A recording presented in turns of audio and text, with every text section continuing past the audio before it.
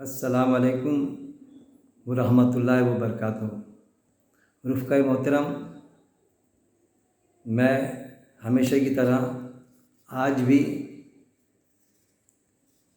ایک تنقیدی پہلو لیے، جیسا ملک پاکستان میں ذاکر نائک صاحب کا جو کوشچن آنسر کا سیشن چل رہا ہے، اس پر میں نے اس کے پہلے بھی ان پر تنقید کرتے ہوئے ویڈیوز ڈالا ہوں۔ خاص طور پہ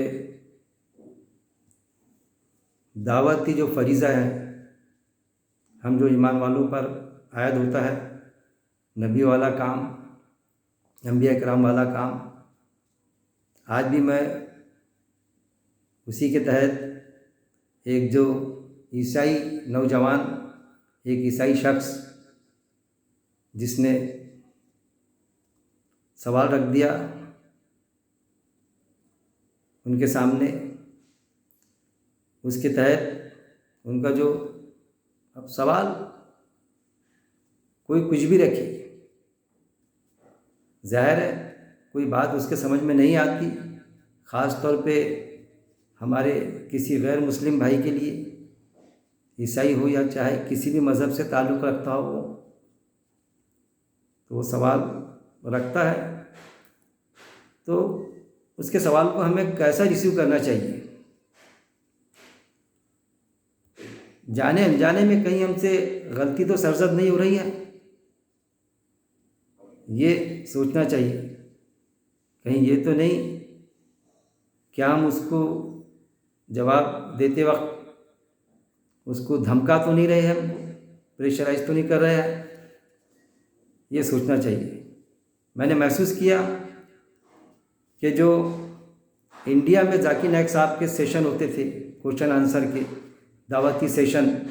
بہت ہی عمدہ قسم کے ہوتے تھے، بڑی عاجزی اور انکساری ہوتی تھی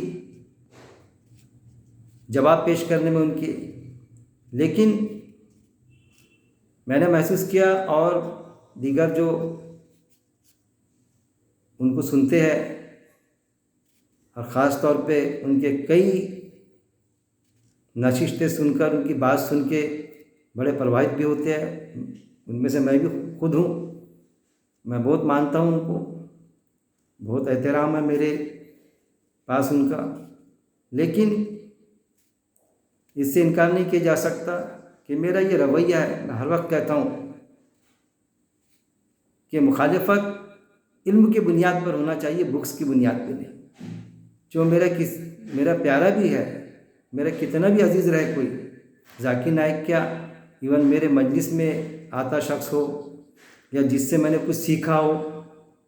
وہ ہو، لیکن جہاں مجھے اس کی غلطی دکھائی دیں گی میں ضرور تنقید کروں گا، اس سے پیچھے نہیں ہٹوں گا۔ یہ میرا رویہ ہے، اور وہ چیز جو اس شخص سے ذاکر نائک صاحب نے جو ان سے کچھ ہم یہ سمجھتے ہیں، مجھے لگا غلطی محسوس کی میں نے، تو جب میں نے یوٹیوب دیکھا تو انجینئر علی مرزا کے بھی وہ نوٹنگ میں آئے، اچانک ان کا بھی کل ہی رات میں مجھے وہ ویڈیو دکھا کہ انہوں نے بھی اس پر اپنا ڈالے اور یہ کہا کہ میں پیش کروں گا جو میں نے محسوس کیا تھا۔ انہوں نے کہا کہ وہ شخص کو انہوں نے تھوڑا یہ کیا، پریشرائز کیا، اور پھر ایسی حرکت کی جو ذاکر نائک صاحب نے نہیں کرنا چاہیے۔ دیکھیے، دو چیز رہتی ہے کسی کو کنوینس کرنے کی، ایک رہتا کہ ڈرا کے دھمکا کے ہم کر دے، پریشر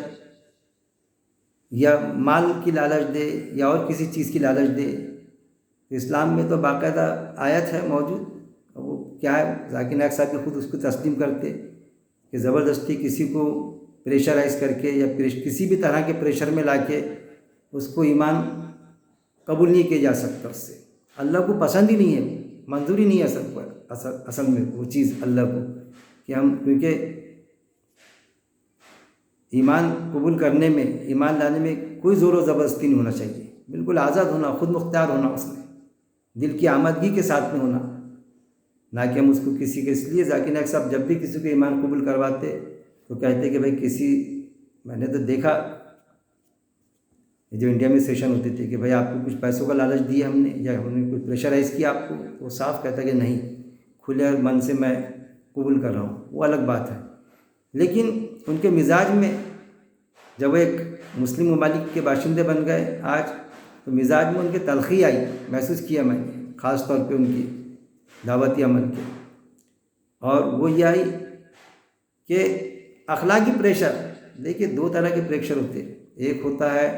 کہ پیسوں کا، مال کا یا اپنے رتبے کا پریشر کسی پر ڈالنا، اور دوسرا ہوتا ہے اخلاقی پریشر۔ تو اخلاقی پریشر جو ہوتا ہے تو یہ سارے مال کا پریشر ہو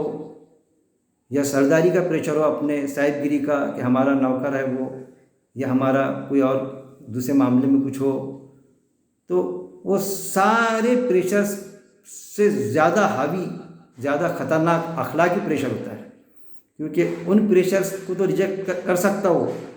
جس سے ہم جو چیز کنوینس کروانا چاہتے ہیں، یہ ہماری چاہت ہے کہ وہ ایمان قبول کر لے، ہر کسی کی ایمان والے کی ہوتی ہے، تو وہ پریشر کو تو وہ کر لیتا کہ بھائی مجھے مال نہیں چاہیے، آپ مجھے مال کا لالچ دے رہے ہو، یا میں آپ سے ڈر کے نہیں ایمان قبول کروں گا، ڈرا رہے ہو کہ آپ مجھے، اس طرح سے کہیں گا، یا اور کسی طرح کا معاملہ ہو گیا، لالچ یا حاکمیت بتا رہے ہو مجھے، ریفیوز کریں گا بالکل دو ٹوک انداز میں۔ لیکن اخلاقی پریشر اتنا خطرناک ہوتا ہے کہ وہ ہماری عزت کرتا ہے، وہ کچھ کہہ نہیں پاتا، وہ ہماری عزت کرتا ہے، احترام کرتا ہمارا، اور ہم اس کا ناجائز فائدہ اٹھاتے ہیں، ہمارے اس کے اخلاق، اس کے اچھے پن کا، کہ ہم اس کو اخلاقی پریشر میں کہ وہ کچھ کہہ نہیں پاتا اور ہم اس کو زبردستی ایمان قبول کروا لیتے ہیں۔ خطرناک چیز ہے، ایون ایمان ہی نہیں، کسی بھی طرح کا معاملہ ہو ہمارا، کوئی جائز چیز بھی ہم کسی کو بنوانا چاہتے ہیں، چاہے ہمارا ایمان والا بھائی ہو یا کوئی غیر مسلم بھائی ہو، اینی بڈی، کوئی بھی انسان ہو، اگر ہم کوئی صحیح چیز اس کو چاہتے کہ وہ اس کو مان لے یا تسلیم کر لے یا اس میں وہ چیز، وہ گن آ جائے، تو ہم کو یہ قطعی حق نہیں بنتا کہ ہم ہمارے اخلاقی پریشر کا استعمال کریں، کہ وہ ہمارے اخلاقی پریشر میں آ جائے اور بالکل ایسے کہ کچھ کہہ نہ پائے اور اس چیز کو قبول کر لے۔ یہ چیز بالکل بھی ہونا نہیں چاہیے۔ اللہ نے ہر انسان کو خود مختاری دی، اس کو اپنا خود کا فیصلہ لینے کا اس کو خود مختاری ہے بھائی۔ جب اللہ نے خود مختاری نہیں چھینی کسی ایک شخص کی، چاہے وہ مسلم ہو یا غیر مسلم، چاہے اللہ کو ماننے والا ہو یا نہ ماننے والا ہو، ناستک ہو، اللہ نے اس کی خود مختاری نہیں چھینا، ہم کو کیا حق ہے کہ ہم اس کی خود مختاری چھینیں، کسی طرح کا اخلاقی دباؤ لائے، کوئی اپنے رتبے کا ایسا کچھ ایسا اس طرح سے کنوینس کرنا چاہے۔ اسی لیے ہوتا ہے کہ انبیاء اکرام کا کیا تھا طریقہ کار دعوتی؟ یہی طریقہ کار تھا کہ وہ بس اپنی دعوت پیش کر دیتے تھے، کسی طرح کا پریشرائز نہیں کرتے تھے، اخلاقی پریشر میں بھی نہیں، کبھی نہیں لاتے تھے۔ ان کا ایک طریقہ کار تھا کہ بس اللہ نے قرآن کی آیت ہے باقاعدہ، اللہ کے رسول صلی اللہ علیہ وسلم کو بھی کبھی ایسا لگتا تھا کہ یہ میرے انڈر میں ہے، فلاں میرا نوکر ہے یا جو بھی ہے، میری بہت سننے والا ہے، تو لانا چاہیے، تو وہ تو استعمال نہیں کیے، کبھی ان کو یہ کبھی پریشر استعمال نہیں کیے، کبھی ان کو یہ لگتا تھا، بڑے نروس ہو جاتے تھے کہ میرے اتنے سمجھانے کے بعد میں بھی ایمان نہیں لا رہے، کیا بات ہے؟ تو آیت نازل ہوئی کہ نبی صلی اللہ علیہ وسلم، ہم نے آپ کو سردار یا داروغہ بنا کے نہیں بھیجا کہ آپ سرداری بھی نہیں کر سکتے، داروغہ بھی نہیں کہ آپ اس کو پریشرائز کریں گے۔ پھر یہ بھی ہوتا ہے کہ بھئی یہ تو نہیں کر رہا ہوں میں، یہ معاملہ آتا ہے کبھی کہ غم ہوتا ہے کہ پھر میں کیا کروں، فیل کرتے ہیں، تو وہ پھر اللہ نے ڈھارس دیا آپ صلی اللہ علیہ وسلم کو کہ اس غم میں آپ اپنے آپ کو ہلاک کر لو گے، تو ہم کو غم بھی کرنے کی ضرورت نہیں، ہم کو ہماری نیکی باقاعدہ مل رہی ہے، ہمارا آپ کے ذمے پھر آتا آیات میں کہ آپ کے ذمے صرف پہنچا دینا ہے، مطلب منوانا نہیں تھا انبیاء اکرام کے ذمے، آپ صلی اللہ علیہ وسلم کے بھی ذمے کوئی بات کو منوانا، کوئی حق بات کو منوانا، ایمان کو منوانا نہیں تھا۔ یہ کیا معاملہ ہو رہا ہے ذاکر نائک صاحب سے کہ ان کو دیکھنے میں آتا، کوشش یہ کی انہوں نے اس شخص سے کہ منوانے کی کوشش کی کہ مان لے، منوانے کی کوشش کیا کی کہ وہ کہہ رہا ہے کہ میں بعد میں دیکھوں گا، بعد میں کہوں گا، آپ نے دیکھنا ویڈیو کہ ٹھیک ہے، میں سوچتا ہوں وہ موقع چاہ رہا ہے اور اس کو موقع نہیں دیا جا رہا ہے۔ ایسا ہوتا ہے نا، ایک طرح سے جیسا آکشن ہوتا ہے کسی چیز کا کہ اس کو موقع نہیں دیا جاتا، کہ اس نے کوئی بولا تو فلاں ایک 50,000 ایک، 50,000 دو، 50,000 تین، کہ بس ابھی بول